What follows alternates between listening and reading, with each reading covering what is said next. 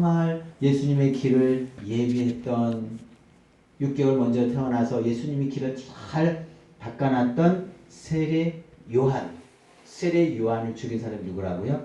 헤롯 안디바라. 물론 헤롯 안디바라고 성경에 나와 있잖아요. 그냥 뭐라고 나와요? 헤롯이라고 나와요. 이 감이 좋지가 않아요.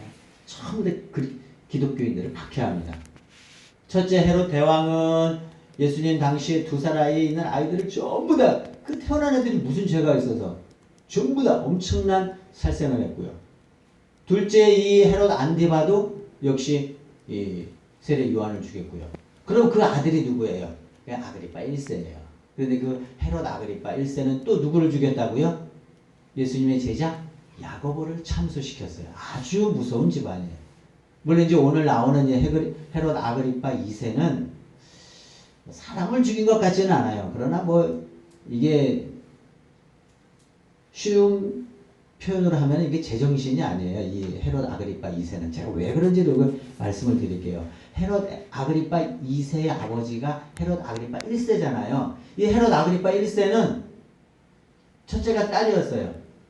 그 딸이 누구냐 하면은 여기 나오죠. 이름이 뭐예요? 버니게예요. 저는 처음에 이 버니게가 남자인 줄 알았어요. 요즘 여자 이름을 지으려면 어떻게 해요? 아린이 이렇게 예쁜 이름이 있잖아요. 그런데 여자 이름을 뭐라고 지었다고요? 버니게. 아그리빠와 버니게. 그래서 첫째 딸이 버니게고 두 번째 태어난 게 여기 아그리빠예요. 세 번째 태어난 사람이 드루실라라고 하는 딸이었어요. 드루실라는 누구죠? 베스도 전임이었던 벨릭스 총독의 부인이 드루실라예요. 아주 막 얘네들이 이 왕하고 로마 총독하고 그냥 같이 결혼해서 살고 이게 다 정략적으로 이루어진 거예요. 그냥 그 정권 때문에 그 욕심 때문에 여기 헤롯 아그리파 1세의 자녀들이 전부 다 그렇게 살아요. 요 두 사이가 무슨 사이라고요? 남매 사이라고 제가 말씀을 드렸잖아요. 그런데 이 버니게를 갖다 잠깐 볼게요. 이 버니게는 유대 역사가 요세푸스에 의하면 이 사람이 결혼을 많이 했대요. 버니게가. 첫 번째 그 마르쿠스라고 하는 사람과 결혼했다가 남편이 죽었어요. 그럼 어떻게 해야 되죠? 믿음으로 잘 열심히 살아야 되는데 두 번째 숙부와 결혼을 했어요. 숙부 칼키스와 결혼을 했어요. 그는 AD 48년에 죽었어요.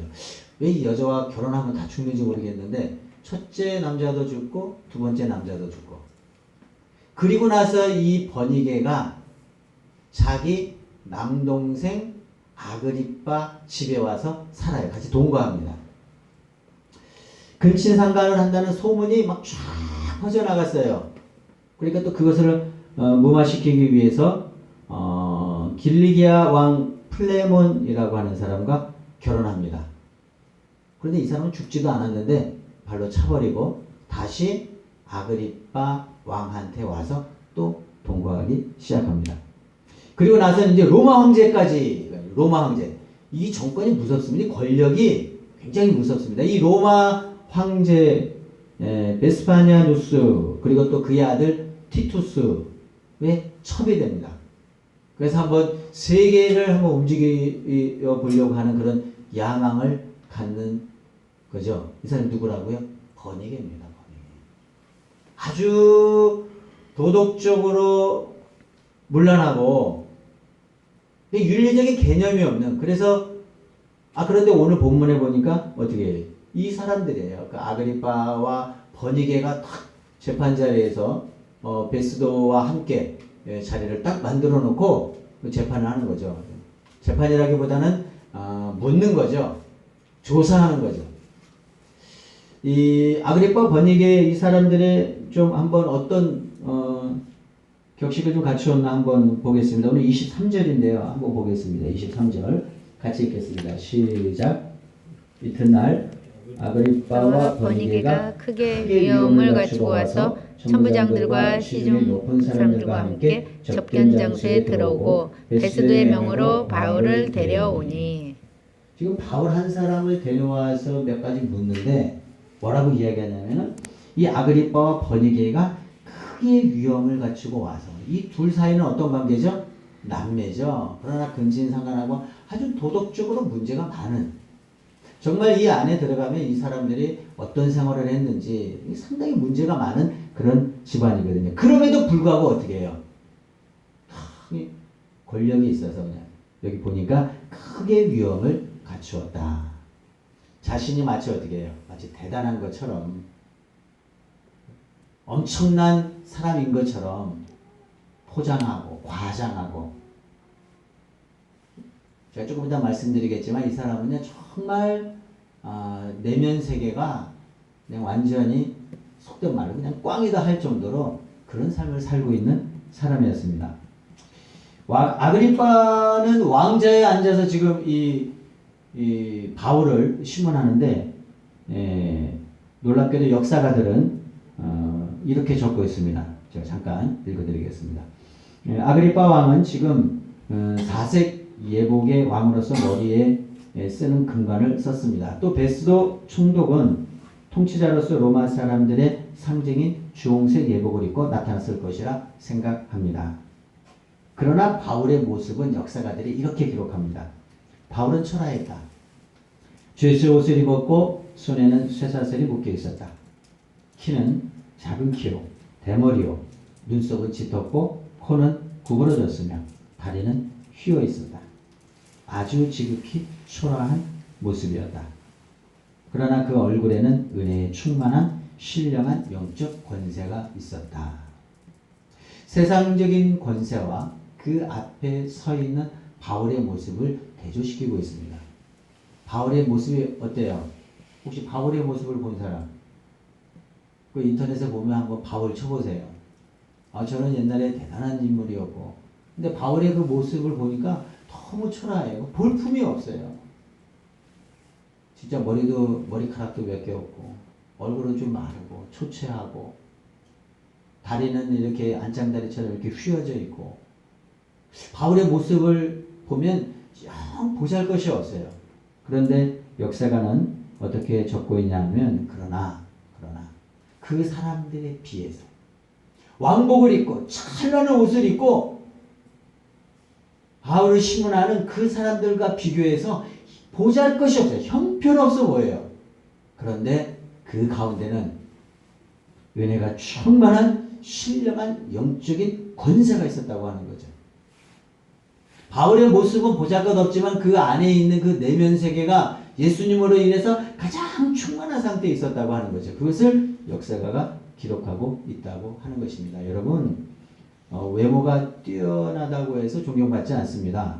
바울은 초라한 모습이었지만, 그러나 그는 그 안의 내면 세계는 정말 우리가 들여다보면 들여다볼수록 정말 상상할 수 없는 것들이 그 안에 내재되어 있습니다. 제가 말씀을 드리지만 바울은 그렇게 외모를 꾸미는데 치장하지 않았던 것 같아요. 그냥 대수롭게 생각하지 않았던 것 같아요. 그러니까 속 안에 무엇인가 든든한 것이 있는 사람일수록 별로 외모에 신경을 안 씁니다. 왜요? 속이 든든하니까.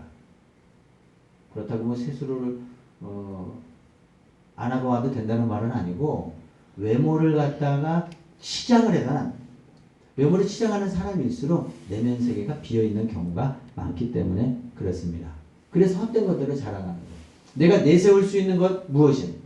이 사람들이 내세울 수 있는 게 뭐였겠어요? 우리는 왕이다. 왕의 가문이다. 그 내면 세계는 형편없어요. 제가 말씀을 드렸잖아요. 아그리빠가 어떤 사람이고 이 버니게가 어떤 사람인지 말씀을 드렸잖아요. 그런데 이 사람들의 내면 세계는 형편없어요. 정말 입에 담기도 어려운 그런 상황들이었는데, 그러니까 어떻게 해요? 자꾸 꾸미는 거예요. 포장하고 이렇게 자기를 자꾸 포장하는 거예요. 왜 포장하죠? 내면 세계가 바닥이기 때문에 그렇습니다. 그러니까 화려한 의상을 입은 사람일수록 속이 비어있는 경우가 많습니다. 그래서 가방에 이게 몇백만 원짜리라고 자랑을 하고, 이 옷이 이게 몇천만 원짜리라고 자랑하고, 그냥 입고 있으면 돼요. 근데 그걸 말로 하는 사람이 있어요. 이게 얼마라고. 그걸 갖다가 자신을 포장하기 위해서 그렇게 한다고 하는 것이죠. 그러나 옷을 초라하게 입은 사람이라 할지라도 이 거치장을 하는데 별 신경을 쓰지 않는 사람이라 할지라도 대단한 사람들이 참 많습니다. 오늘 베스도 그 다음에 아그리빠 버니게 전부 다 마찬가지입니다. 바울과 대조해서 굉장한 권세가 있는 것 같지만 실제로 우리가 알고 있듯이 바울 안에 있는 그 내면 세계는 그 예수님에 대한 열정과 꿈 이런 것은 이 바울을 따라갈 만한 사람들이 없다고 하는 것입니다. 비록 초라했습니다. 그러나 그 가운데 예수님이 계셨어요. 천국에 대한 비밀이 있었고요. 그 다음에 이 하늘나라에 대한 열망과 소망이 있었습니다. 얼마든지 우리 할 일 참 많습니다. 우리 안에 예수님 계시면 정말 우리가 이 땅 위에서 사람들이 보기에는 초라해 보일 수 있지만 그러나 하나님이 인정하는 그런 사람이 얼마든지 될 수가 있습니다. 제가 지난 월요일 날 그 한국 기도원 협회 양천 캠프 송년 만찬회 특별 초대가 돼서 참 제가 호텔은 잘 안 가는데 염창동에 서울 골든 호텔에 다녀왔습니다. 우리 교회를 다녔던 그 주영철 소장님, 그 파출소 소장님이